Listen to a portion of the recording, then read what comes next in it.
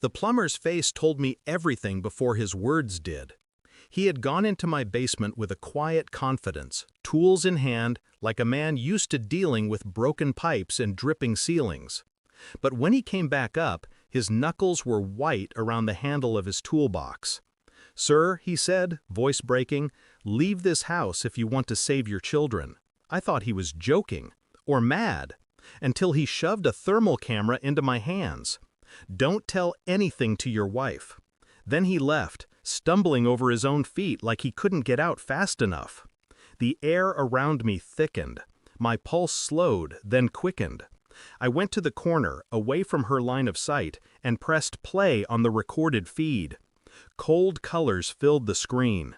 Blue walls, green beams. And then, shapes.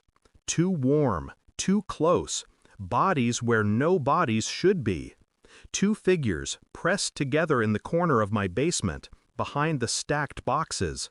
My chest locked, my breath caught. And then I saw it. Her hair, her outline, the woman I'd married. That was the moment the marriage ended. Quietly, violently, without a sound.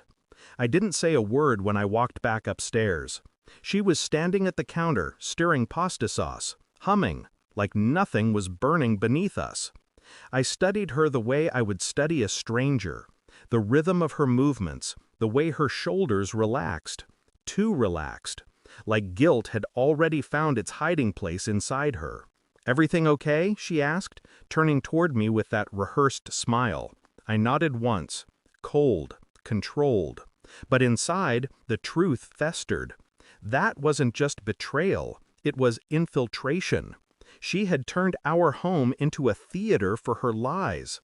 And my children, innocent, breathing under the same roof, had been forced to live above it. I wanted to ask questions, but silence was sharper. Silence gave me time. At dinner, she reached for my hand. Her touch felt foreign now, like the skin of a stranger. I let her fingers rest on mine, but my mind was already gone. A basement leak had led me to something deeper, a rot. And I knew then I wouldn't confront her yet, not until the truth was undeniable, not until she was trapped by her own reflection. Nights became my investigation. While she slept, I combed through her phone records. I memorized every number she called when she thought I wasn't looking. I planted a camera of my own in the basement, small, hidden, silent. Each morning I reviewed the footage before she woke up. Days blurred into each other. Her laughter sounded wrong. Her excuses felt scripted. And the children? God, the children! They hugged her without knowing. They kissed her goodnight, blind to the fact that the walls around them were painted with betrayal. My rage stayed buried. That was the only way. She couldn't suspect. Not yet.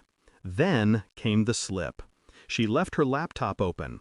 I saw the messages, tucked inside a hidden folder. Words meant for him, not me. Words too intimate, too raw. She promised him things she never gave me. She dreamed with him in ways she never dared with me. The mask cracked. Not hers, mine. For a moment, I almost confronted her. Almost. But revenge tastes better cold. And I had no intention of letting her walk away with excuses. The thermal camera was only the beginning. The basement footage ended it. One night, I sat in the dark watching her. She thought she was clever. She thought the house was asleep. But the lens caught her slipping downstairs, caught him waiting. Their whispers, their touches, proof. The next morning, I printed the stills. I placed them in a neat envelope. And at breakfast, while the kids poured cereal, I slid it across the table. She opened it. Her face drained the way his had. The fork slipped from her hand, clattering against porcelain. Where did you—" I didn't answer. I didn't need to. I just looked at her, and that silence was louder than any accusation. Later that night, when the kids were asleep, she tried again. Tears, explanations, half-truths polished into excuses. I never wanted to hurt you. You don't understand. It just happened. I let her talk, and when her words ran dry, I handed her the divorce papers I'd already filed.